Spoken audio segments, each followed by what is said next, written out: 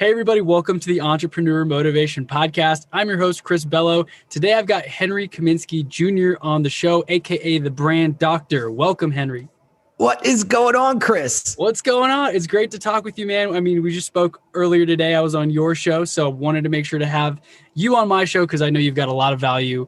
You know, 2 Comma Club Award winner for those who know about ClickFunnels and Russell Brunson and all of that. So we got a lot of great stuff here, but yeah, if you want to introduce yourself real quick. I mean, I know I have your bio pulled up, but how do you like to introduce yourself?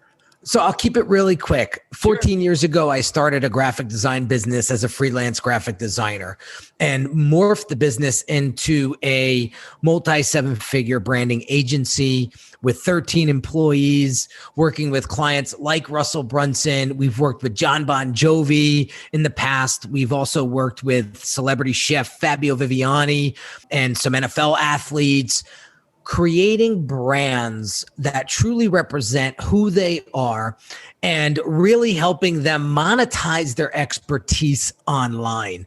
And so we do now a lot of the sales funnel architecture and build outs to really help position and posture these folks as subject matter experts. So you don't have to be a celebrity like John or Fabio or Russell, but you do have to be an established business owner that knows that they want to take their brand to the next level.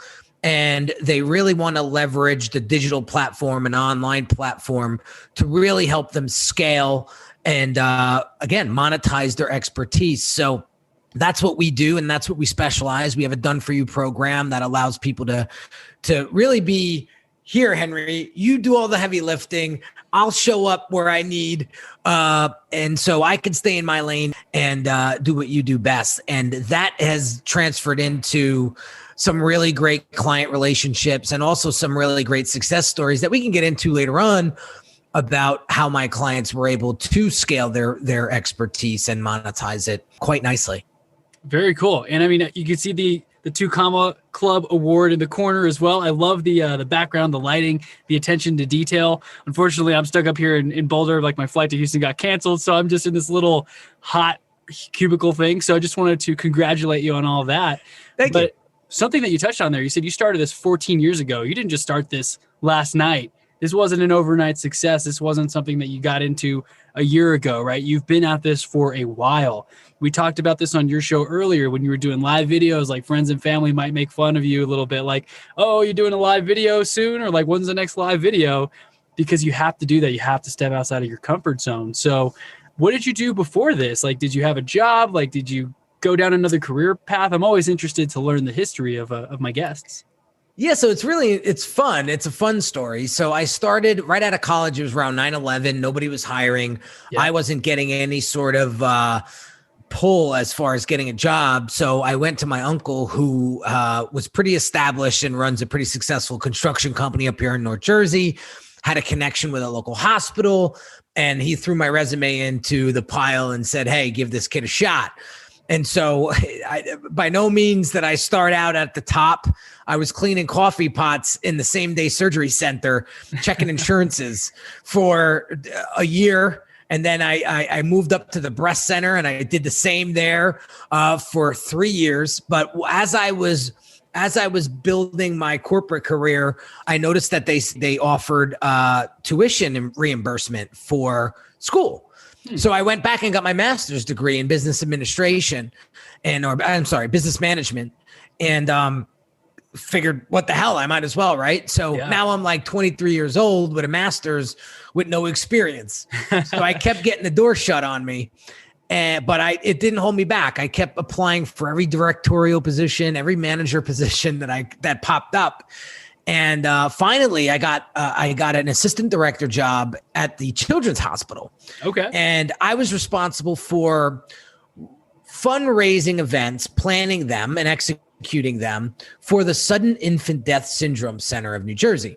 For those folks that don't know what SIDS is, it's very sad. It's when a baby under the age of 1 year old dies unexpectedly with no cause. It's very sad. And, but it was very rewarding to create these fundraising events, because I then was able to take the monies and create support events for the families in New Jersey to all come together and sort of bond and go through this journey together. And so one of my events, I actually cold turkey emailed one of the women on Z100's morning show, biggest radio station on the planet, right? Out of New York. Yeah. And I said, I'm doing this event. I'd love to see if I could have Z100 sponsor it. Would you be interested? And she wrote back a couple of days later and said, we're in. Awesome. And that was it. So I knew I had to make this event like killer, right? So I had my buddy who was a graphic designer start creating the flyer designs and posters and things like that. And I'm sitting there watching him going, holy, like this is what graphic design is? Like I'm all in. Yeah. And so he started to teach me a little bit on the side. I convinced my boss to get the Photoshop program, and I started doing all the in-house design work for my events, which eventually started this little side hustle. So I was working 9 to 5 at the hospital, and then I'd go home and design on a laptop that didn't even have a mouse. I would use the mouse right on the pad on the keyboard on the laptop, and I would design my ass off for another 8 hours, go to bed around 4 or 5, wake up again at 7, and I did that for 2 years, 3 years, Chris. Wow. Until finally the hospital was getting shaken up, the economic downturn hit. There was a lot of stuff going on around 2008. And they gave me an ultimatum basically saying, if you stay here, you're going to become somebody's secretary or you could leave. And at that point, I was making a lot of money, probably way more money than I was making there. And I said, you know what, I'm going to take a shot. But it was scary because I was designing nightclub flyers. You know, I was designing menus for pizzerias, but I was hustling my ass off. And I said, I'm going to make this work. And so the first year I did $248,000 in revenue. And my accountant was like, do you know how much you made this year? I said, I have no clue. No clue. I am just grinding my ass off. And he said, you did 248,000. I said, Jesus. So that gave me the confidence to keep going. I made my first $1 million after 36 months. And then basically I've been making multiple millions over the past 14 years doing what I love to do. And that's before social media was big. That was before, live streaming and podcasts were around. And so it was a lot of knowing the right people, going above and beyond, knowing what my clients valued. Because I'll be honest with you, Chris, back in the day, I was not a great designer. I eventually became really good, but those early stages, my design were awful. But I realized what my clients wanted. They wanted speed. The quicker I can get a project done for them, the quicker they can make money. So speed has always been a huge, huge value inside of my company, because we still believe that if we can help you get to market faster, you'll be able to make money faster. And that's how I killed my competition. I just crushed them with speed. And then the more I did, the better I got. And now speed plus super high-end design, equals higher prices, higher, better clients, and a better reputation all around, right? So that's sort of the inner workings and the beginnings of Unique Designs and how it started. Very cool. I love what you said there, how you differentiated yourself based on the speed, because we all know, I have some, perfectionist friends and maybe some graphic designer friends. We all know people who do great work, but they're kind of slow, right? They want it to be perfect. They have a hard time releasing something into the wild that hasn't had 10 revisions and checks, on it.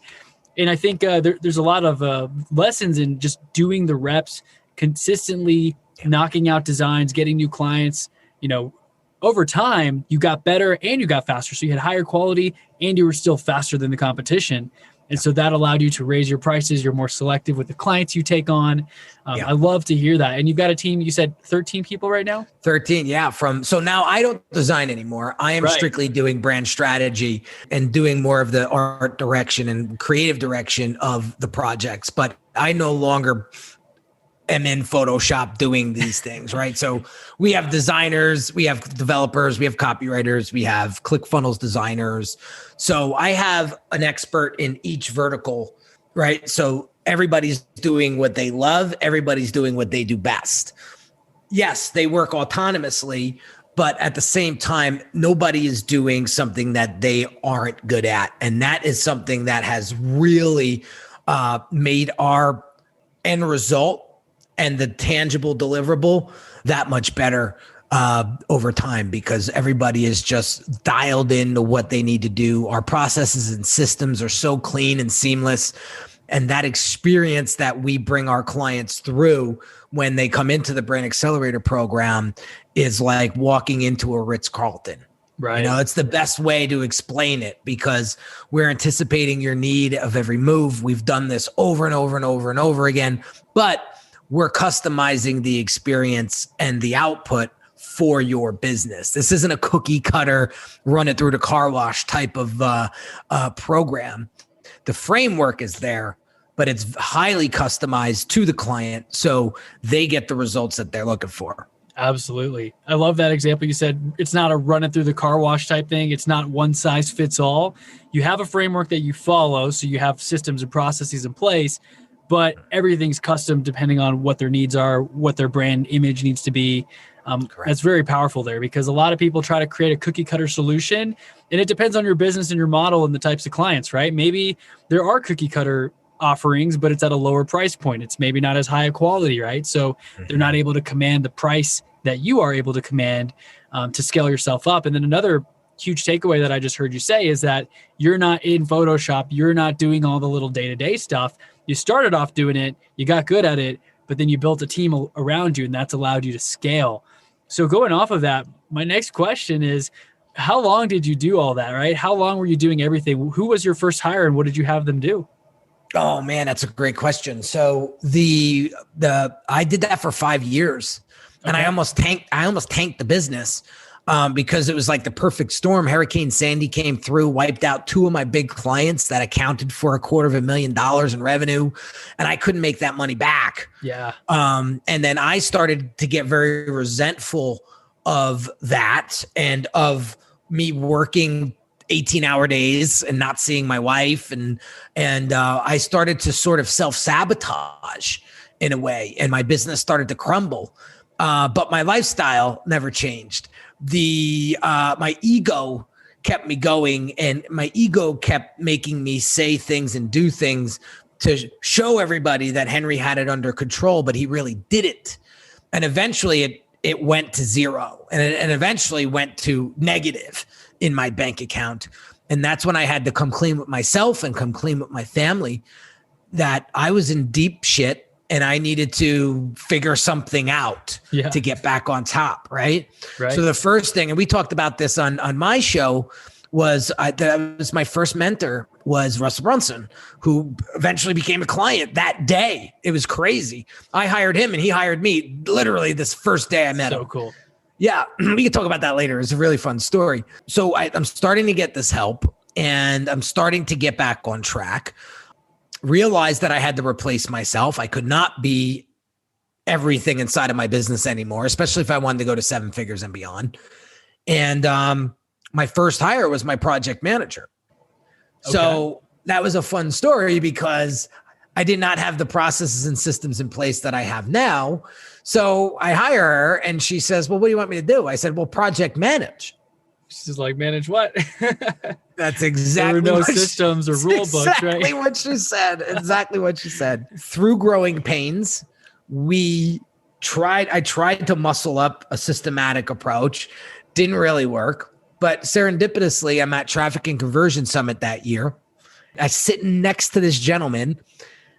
And this is how it works, man. This is why I'm so woo-woo in ways. I love the woo-woo stuff, man. You probably sat next to that person who unlocked the next level, right? Yep. And so he did. And I said, what do you do? He says, well, I build systems for businesses so they scale. I'm like, are you That's exactly what I need. Yes. So we started working together. It took about 90 days. We built out a pretty solid infrastructure of system and process. Not quite there, but enough to get my project manager going and at least one designer on board. And we started going. And what was happening was working for maybe 2 or 3 clients at a time. Anything over that, it started to buckle. And sure enough, we had 8 clients at one point, and the whole thing just went blah. and broke. Like deadlines just getting missed and deliverables. Yeah. Exactly. And we had two disgruntled clients, and this was the beginning of like round 2 of the business taking a beating and going through some serious growing pain and turbulence. We were able to, so I did not deserve that money, and I knew that right away from those 2 clients. So we immediately refunded them in full. Never mind the money that I spent on the team building out the stuff. So I am negative like 30 grand. And I said, I have to get myself out of this once again. So brought back the systems guy, figured out how to make it stronger, made it stronger, and also needed sales coaching. I needed business coaching. So am I still getting work? Am I still getting coaching from Russell? Yes, but I hired 2 specific coaches now. One business coach that was specific to my industry, and a sales coach, because I couldn't sell myself out of a paper bag.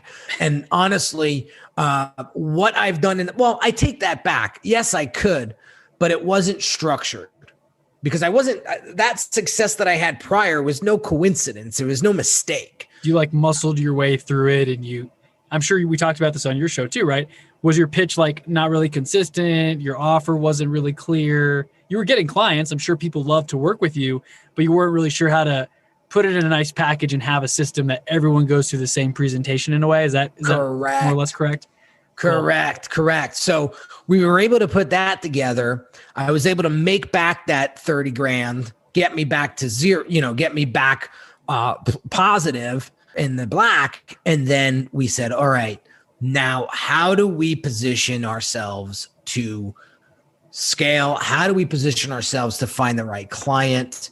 And so we jacked up all our prices, because we realized one of the things that Russell taught me was, Henry, without your agency, without your expertise and knowledge and execution, businesses can't operate. And it took that outside perspective for me to see that, because I'm sure everybody watching or listening is saying, I'm working in my business all day long. I get no outside perspective. So I'm just grinding it out. And when he told me that, I said, well, I need to lean into how good I really am. Right. And I am one of the best in the industry. And I started telling myself that I am one of the best in the industry. And every day I have so let me back up a second. When I was going through those growing pains, there was a lot of personal development that I was putting myself through, because there was a lot of skeletons in my closet that were holding me back tremendously. Things when I was a kid, horrible things happened to me that I wouldn't wish on my worst enemy. But I finally forgave all of that. I finally got clear with that. And I finally said, I am not going to let my past dictate my future. And so when I was able to release all of that, I had like a new lease on life, and that's when it just took off. Right. So getting back to that, getting back to where I was going this is where everything started to change, because I started to see how valuable I really was. And I was really undervaluing what I was delivering. And, no more $50 logos, $1,000 logos, those days are in the past, right? I said to myself, if you can help solve bigger problems, people will start cutting you bigger paychecks. So I made a decision. I am no longer going to be a one and done funnel guy. I'm no longer going to be a one-off logo designer. We are designing branding systems for entrepreneurs that are in the 6-figure range that want to scale to 7 figures and beyond. And those are our ideal clients. I love that. That's no awesome. No more one-off projects. These are full brand activations, and that's it. And what happened was I got really clear on that, And that's what started showing up. That's a perfect example of the Pareto principle, because previously a lot of us do this, right? We take on any client, we take on all these projects. Oh, I guess I can squeeze that one in, and it's not even in your wheelhouse, or it doesn't fit your framework that you created. And that's what causes it to buckle, because you don't really have someone who can dedicate time or expertise to that thing, for example. And then things start to fall apart. You might have to refund, a client, or cut them loose if you're working with them. And so once you got very clear, you knew it's a lot easier. You had a definition. Okay, what are you looking for? Okay, you want A, B, and C? Well, we offer X, Y, and Z. So we're not the best fit, right? You're able to do that up front, which is extremely powerful.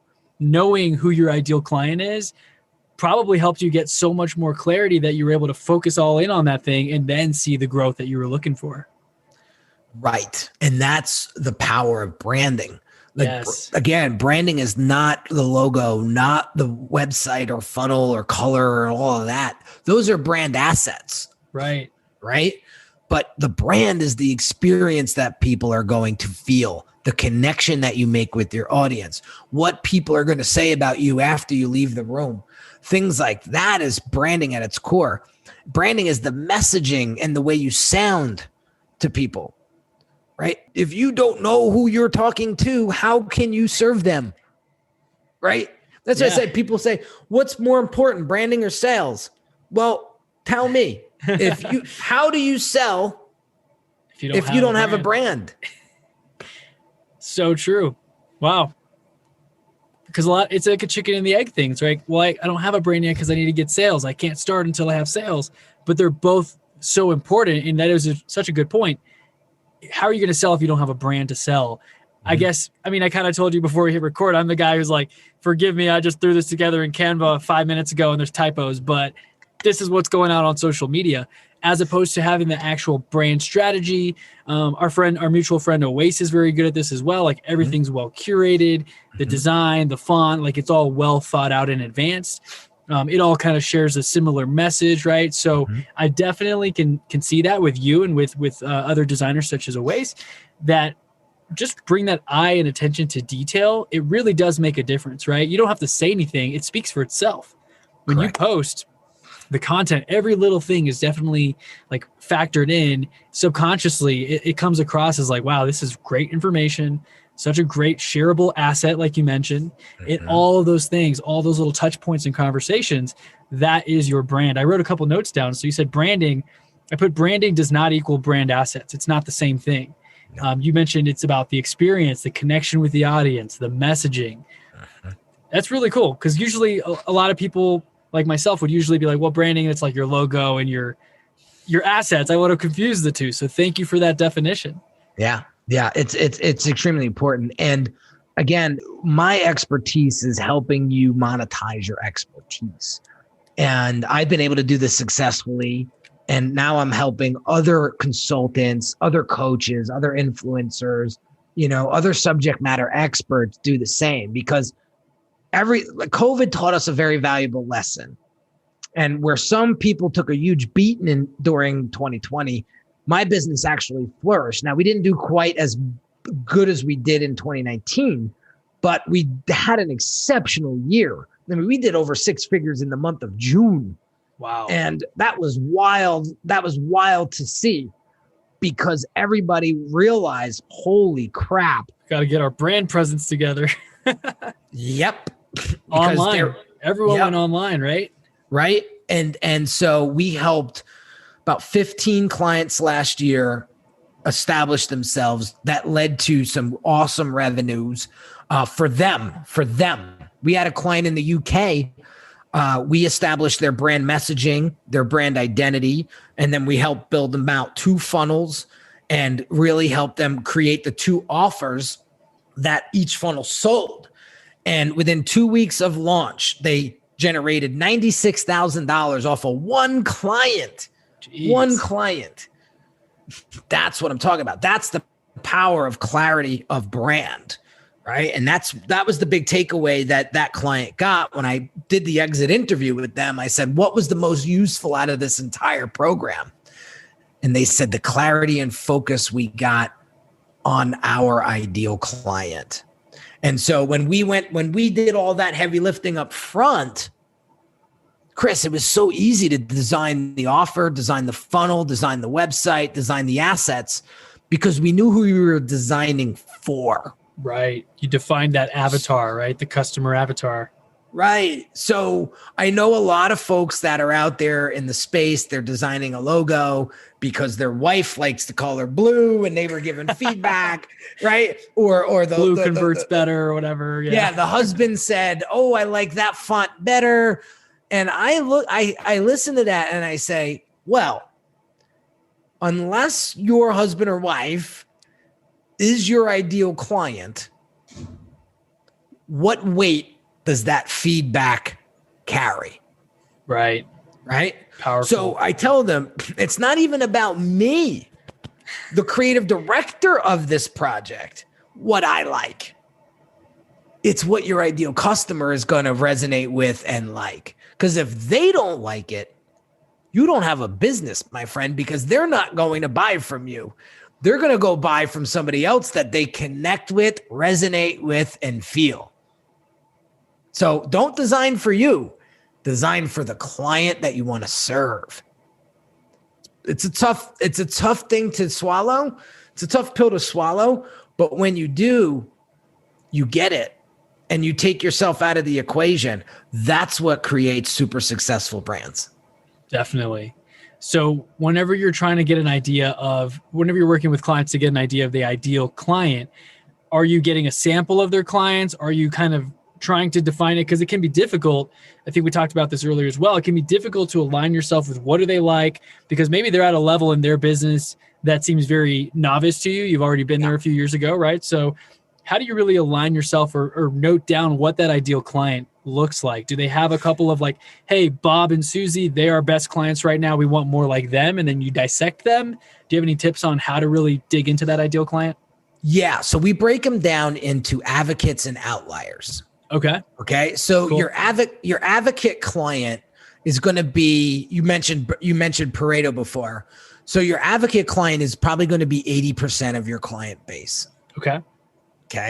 They're going to be higher quantity. They're going to be higher quantity. They're going to be higher churn. They're going to be higher engagement, and there's going to be a lower barrier of entry for this type of client. Okay. To your offering. Now, the outlier client is going to be the top 20%. They're higher quality. Yep. They're higher paying. They're higher margins.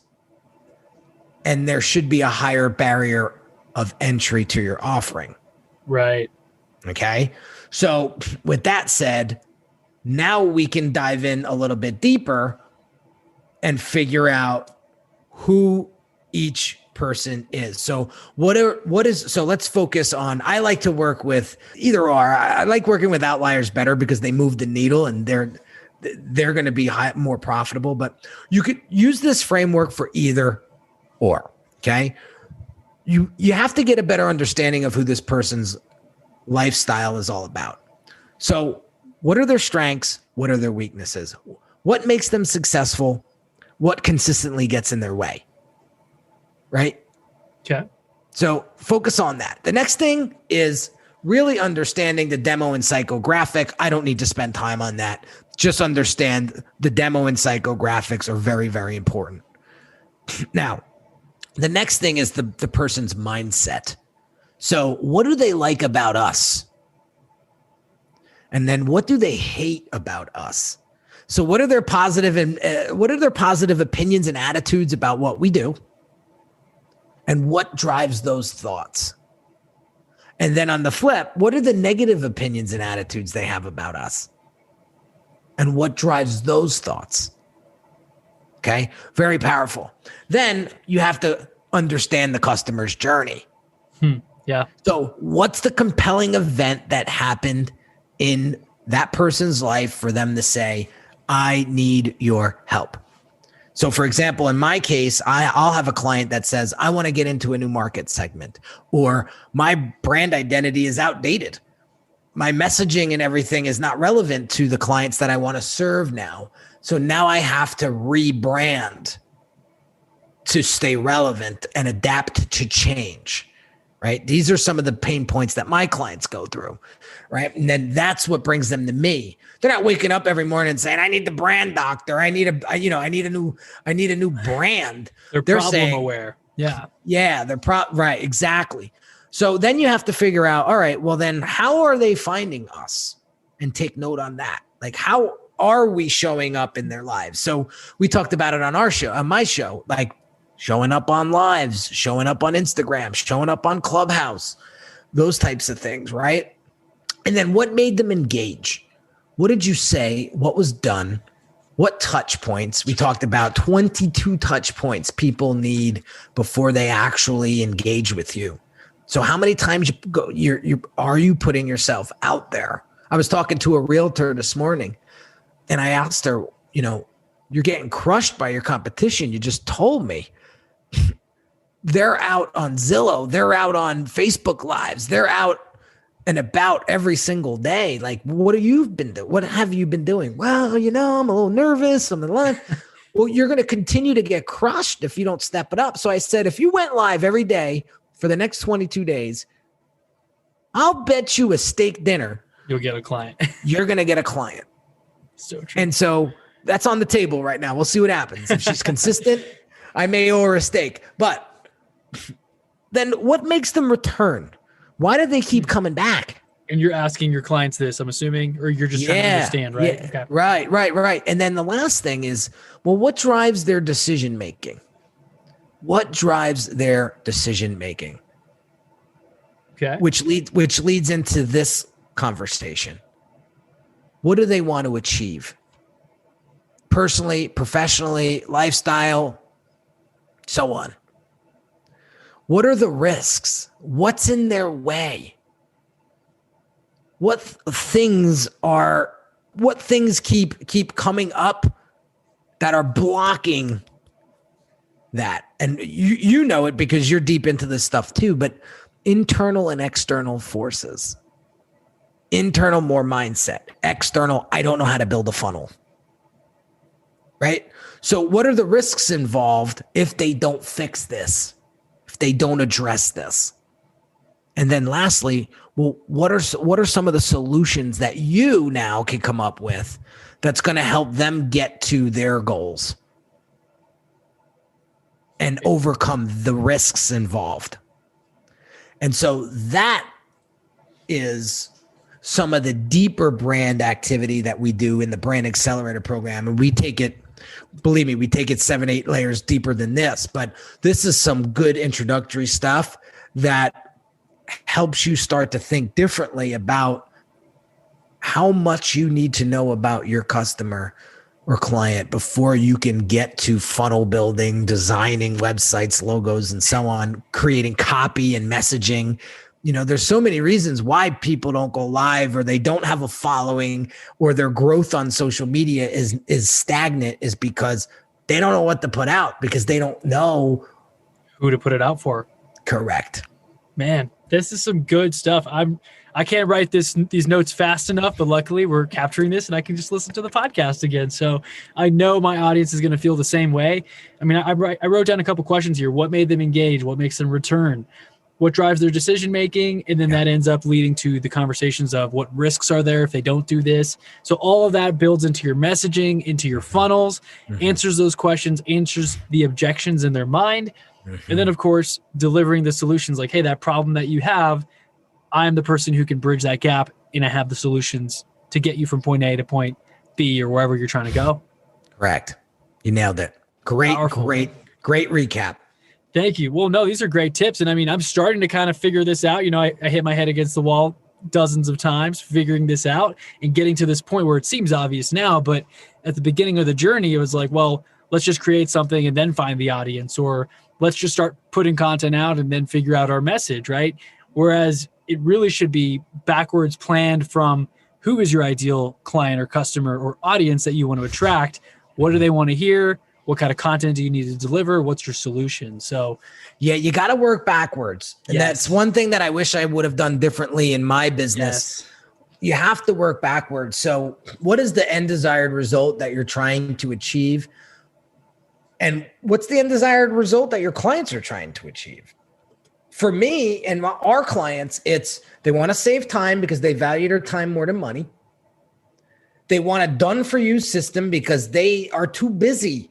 They don't want to hire 16 different people to do 16 different things, right? Right. And lastly, they want to make money while they sleep. So that's where we have to get into the the productization of things and the digital offerings and stuff like that to help them do that. And then create an offering system, or what they call the value ladder.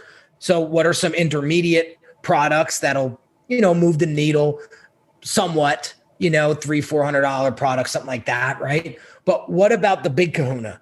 What's that core offer look like that could be $25,000, $30,000, $50,000 that is really going to be profitable, that's going to serve the outlier client, right? Right. Like, that's what we establish for our clients because they don't know where to start. They're in they're shackling themselves because their analysis paralysis is kicking into overdrive. So when you could sit down with somebody and actually map it out in a systemized fashion and connect all the dots, what is that worth to your business? That's amazing. And you have that insight because you work with so many different clients. You can see, okay, for client A, we did this for this similar situation. Client B, we did this. Maybe this strategy will work, with a little bit of a twist to customize it for their needs, right? So you assist people with also like coming up with products and digital products and offerings based on their clients. That's super valuable. Yeah, because sometimes they don't have the right offer or they don't know how to package that offer. Right. They're trying to sell something that may not necessarily be worded or packaged correctly, so it's not resonating with their audience. Correct. Man. And all it needs, and sometimes they are like 2 degrees off. It's crazy. From the home run. And so we laugh sometimes because, I had a client in Canada that had 22 years of experience in coaching, and she was getting paid $250 an hour, which is nothing for that kind of experience. Right. And I said to her, what if we created 2 separate scenarios, 2 separate offers, one a group coaching program and another coaching program that's more personal, intimate, and more one-on-one. And we charged a higher ticket. Now, this poor woman had no time to herself, no time for her son, no time for her husband, and was literally shackled by her business. And she had no clue how to bust out of that. And so I said, let's get to work, my friend. So we developed a group coaching program and we developed a one-on-one program. We created 2 funnels, and the group coaching program skyrocketed. The one-on-one coaching moved the needle profitably so far that she now only works with 50% of the clients she used to work with, but tripled her revenues. That's awesome. So those are the things that she just didn't know what she didn't know.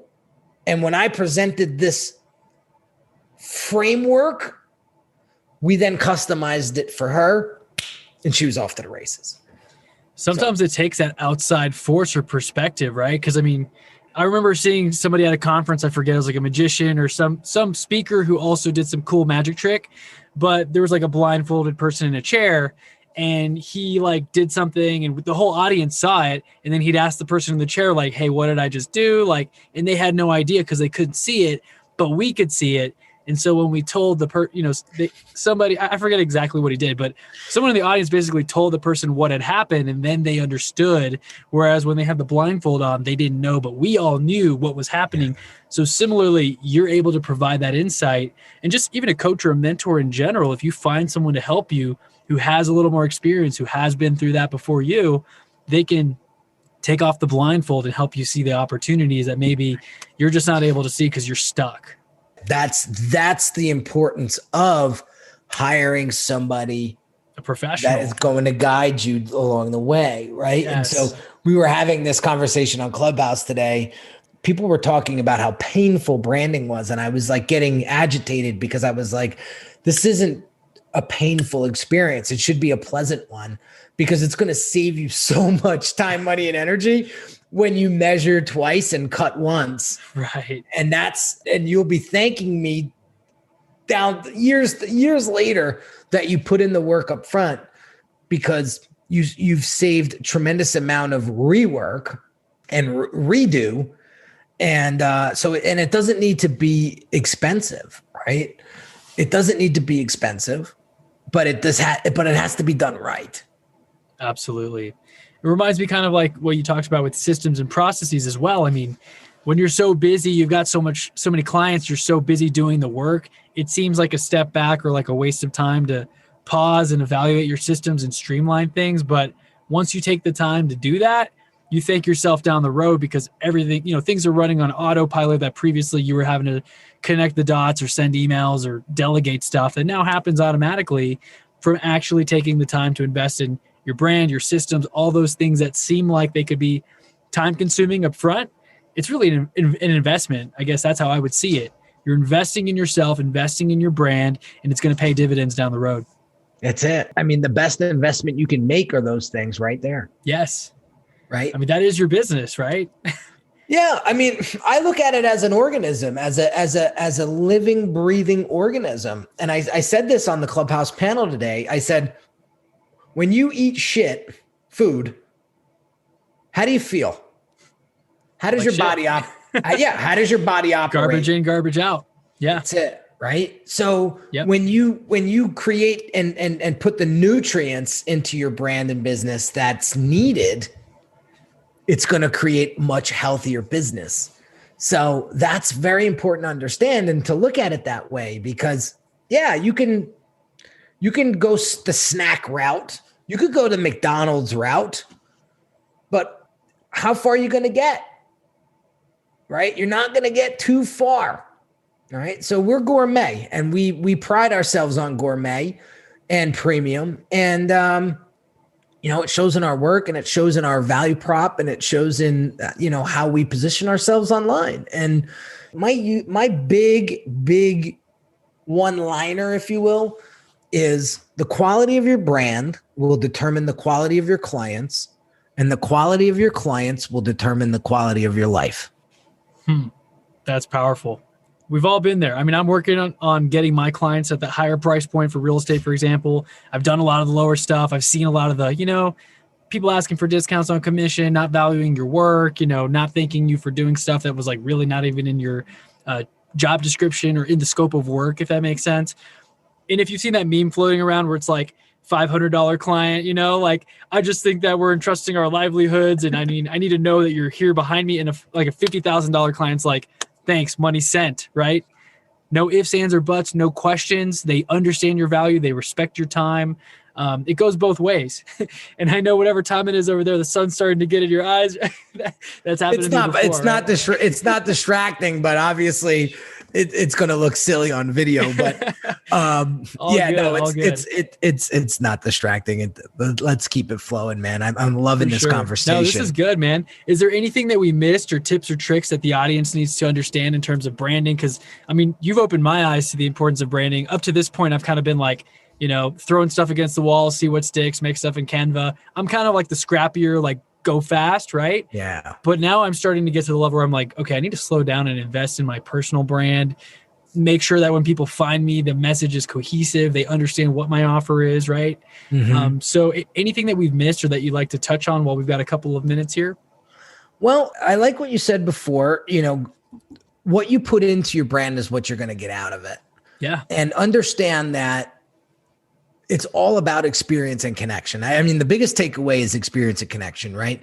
But if you can develop a deeper connection with your audience and show them how much you care and appreciate them through that experience, you're going to be the go-to. The other thing that I want to say is if you are able to articulate their problems better than they can articulate them to you, you will win them as a client every time. That's awesome. Can you say that one more time? Just for those who if you can articulate the problems of your client better than they can articulate them to you, you will win them as a client every time. That is so incredible. I mean, it happens in books all the time. I mentioned this to friends and other podcasters. You read that quote that like, duh, you know, it makes sense, common sense. I think like Rich Dad, Poor Dad had a lot of those breakthroughs for me where like it seemed obvious, but it struck a chord in a way that I hadn't necessarily thought of on my own, right? So it articulated problems that I knew I had or ways of looking at things that I had never previously taken the time to think of them like in that way. And it really goes a long way because I guess it's like talking to a therapist, right? They tell you, is this how you feel? Like, how does that make you feel? Does it make you feel uncomfortable? And asking those questions, they realize that you can help guide them to the other side of whatever their problem is. Yeah. Like, and they see you as the answer to their problems. I mean, assuming it's a fit and that's what your offer is, right? So that is a huge nugget.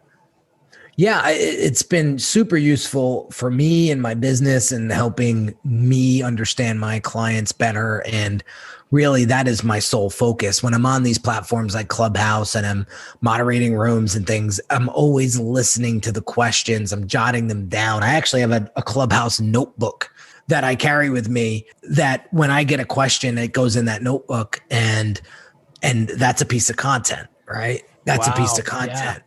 And that has been tremendous. We have a Facebook group. It's public and it's free. I've been getting a lot of questions through that group that has allowed me to really create some awesome content around that pain point. And they really appreciate that because again, you're taking the experience and making it, they're now becoming part of it.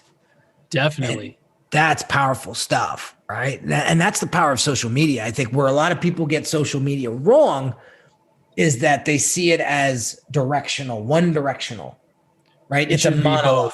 Yeah. Yeah. There is a dialogue that your audience is dying for, and you need to facilitate that. You need to create that. How do you do that? You open up the floor to them.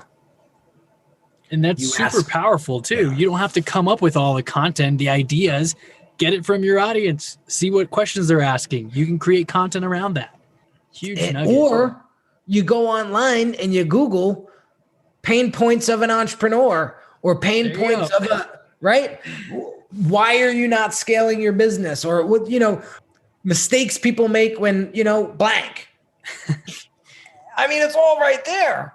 There's Answer the Public, there's Google, there's tons of, you could go into Facebook groups and just lurk for a couple of days and see what people are asking, and then go in there and start asking and start responding, or create a post that's going to help these people get some clarity.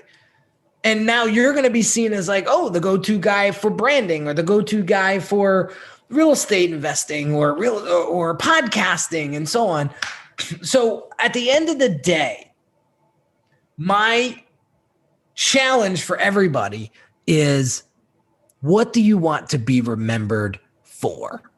And do everything in your right mind to achieve that. So for me, I want to be known as the guy that helps personal brands monetize their expertise online. And knowing that as well has helped you craft every piece of content, how your website looks, your call to action, your offers. Everything. It all boils down to that. I mean, really, I wish I had heard that one question before. What do you want to be remembered for? If you know that, and you know who your ideal client is, you can start to work backwards to define everything else. Yeah. Yeah. When I work with clients, the first question I ask is, how much money do you want to make this year? That's cool. And they go $100,000. All right. Well, what is one client worth to you? I don't know. It's a tough question. Well, what do you want them to be worth? Right? Yeah. So let's say $10,000. Okay. So now we need to develop an offer that delivers value of, let's say $100,000, 10X. Yeah. Right. But all you need to do is have 10 clients. That's it. That's a client a month, and then you get 2 months off. Right? Yeah. So, all right. So what does that $10,000 offer look like?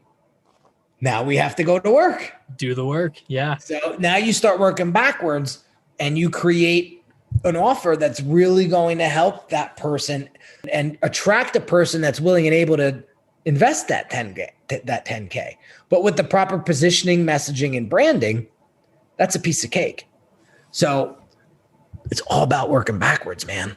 It is all about working backwards. And if the value exceeds the price tag, I mean, you're going to find people who are willing to pay for that. There's always people who look at just the price tag and they see it as a cost. They don't see the investment and the return that investment can yield.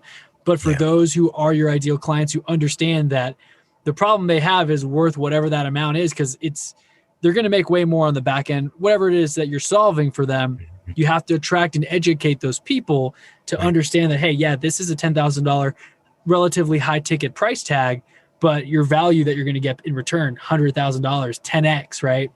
I think that's a good framework I've heard before, is as long as the value is 10x the investment, that's a good rule of thumb that people are going to be happy to go with.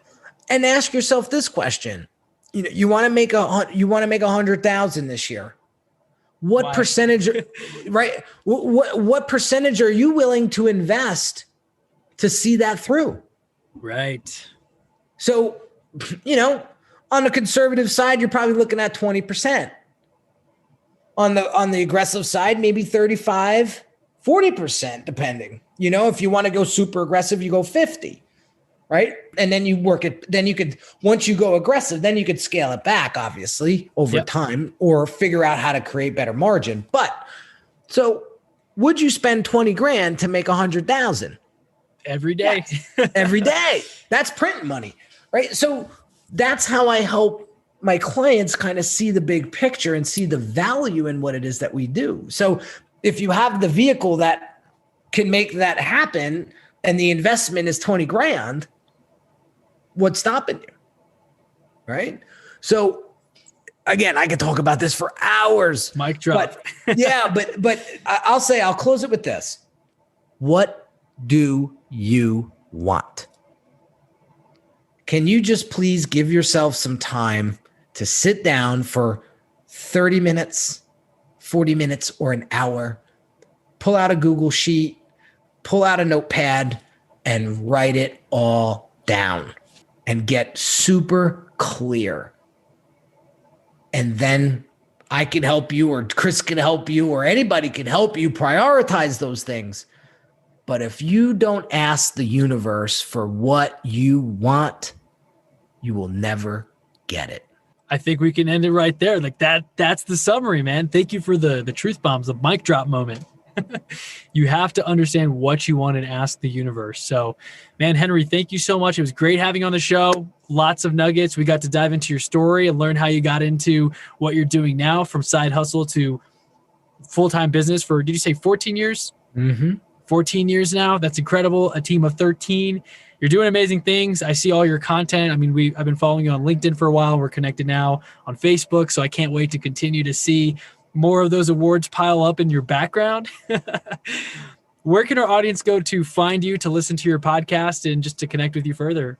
Yeah. So if you I never thought I'd be able to say this, but if you just Google the Brand Doctor, awesome. right? Awesome. But the Brand Doctor podcast is on iTunes, Spotify, Pandora now. We just got approved for Pandora. That was awesome. Unique Designs with a Z at the end, not an S, .net is really the hub to get access to everything, right? So we have a great masterclass there. It's 25 minutes. It's going to teach you how to systemize your brand. It's going to help you dial in your message, optimize your funnel, and really help you attract higher quality clients. That's right on the homepage of the website. I highly recommend you go check that out. And again, there's tons of resources on my site that's going to help you scale and monetize, your expertise online. So, Chris, thank you for creating the space and having me on today. What a pleasure. And I look forward to doing some more things with you in the future. You definitely are great at what you do. You're a great host. You ask some really great questions. So keep up the great work. Appreciate it, Henry. I really love this stuff. I know my audience did as well. For those listening, if you got value, make sure to take a screenshot, tag us on social media, DM Henry, DM me, let us know what your favorite takeaway was. It always feels good to know, like, okay, we covered something that people are struggling with. They can actually take it and run and apply it, immediately. So thanks once again, Henry, and we'll be in touch soon. You got it.